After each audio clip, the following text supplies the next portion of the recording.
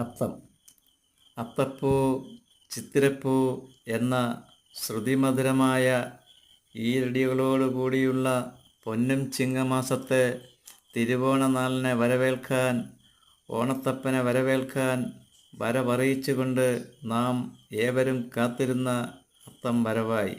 അതുകൊണ്ട് ഇനിയുള്ള നാളുകൾ 10 നാളുകൾ ഓരോരോ വീട്ടുമുറ്റങ്ങളും പരിസരങ്ങളും പൂക്കൾ കൊണ്ട് നിറയും.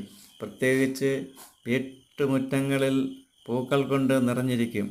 സമത്വത്തിൻ്റെ സന്ദേശം വിളിച്ചറിയിക്കുന്ന തിരുവോണനാളിനെ വരവേൽക്കാനായി നാം ഓരോരുത്തരുടെയും മാവേലി മന്നനെ വരവേൽക്കാൻ കേരളക്കരയാകെ ഒരുങ്ങിക്കഴിഞ്ഞു. പ്രത്യേകിച്ചും ലോകത്ത് എമ്പാടുമുള്ള ലോക മലയാളികൾ.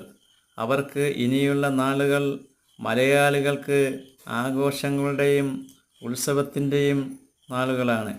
പരിശുദ്ധ പൂവ് എന്നറിയപ്പെടുന്ന തൂവെള്ള നിറമുള്ള തുമ്പപ്പൂവ് തൊട്ട് ജമന്തി, ചെത്തി, പിച്ചകപ്പൂവ്, ചെണ്ടുമല്ലി തുടങ്ങിയ പൂക്കൾ കൊണ്ട് അതിമനോഹരമായി ഒരുക്കിയ അത്തപ്പൂക്കളമായി ഇനിയുള്ള 10 ദിവസങ്ങൾ വീട്ടുമുറ്റവും പരിസരവും മാറുമെന്ന് ഉറപ്പാണ്.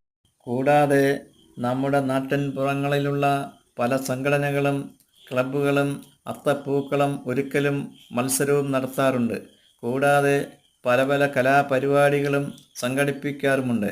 പ്രത്യേകിച്ച് പറയുകയാണെങ്കിൽ അയൽ സംസ്ഥാനങ്ങൾ ഉണർന്നില്ലെങ്കിൽ, കനിഞ്ഞില്ലെങ്കിൽ പൂക്കൾ വരാതെയാകും. അപ്പോൾ അത്തപ്പൂക്കളങ്ങളുടെ മോടിയും കുറയും. എല്ലാ വർഷത്തെയും പോലെ ഈ വർഷവും പൂവിപണി ഉണർന്നു എന്നാണ് അറിയുന്നത്. സംസ്ഥാന സർക്കാരിൻ്റെ ഓണാഘോഷ പരിപാടി ഉണ്ടാകും. ഓണാഘോഷങ്ങൾക്ക് മാറ്റുകൂട്ടുവാൻ വേണ്ടി വിവിധ കലാപരിപാടികളും വിനോദ പരിപാടികളും ഉണ്ടാകും. എന്നിരുന്നാലും സംസ്ഥാന സർക്കാരും വിവിധ സ്ഥാപനങ്ങളും കനിഞ്ഞാലേ നാട്ടിലെ ഒരുപറ്റം ആളുകൾക്ക് അടുപ്പിൽ തീ പുകയുകയുള്ളൂ.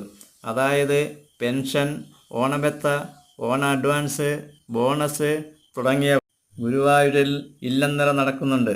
എങ്കിലും കേരളത്തെ സംബന്ധിച്ചിടത്തോളം ഓണത്തപ്പൻ്റെ വരവറിയിച്ചുകൊണ്ട് തൃപ്പൂണിത്തറയിൽ നടക്കുന്ന അത്തച്ചമയവും ഘോഷയാത്രയും അത്തം ഉദിക്കുന്ന ഈ ദിനമാണ് നടക്കുന്നത്. വളരെ പ്രാധാന്യം ഉള്ളതുമാണ്.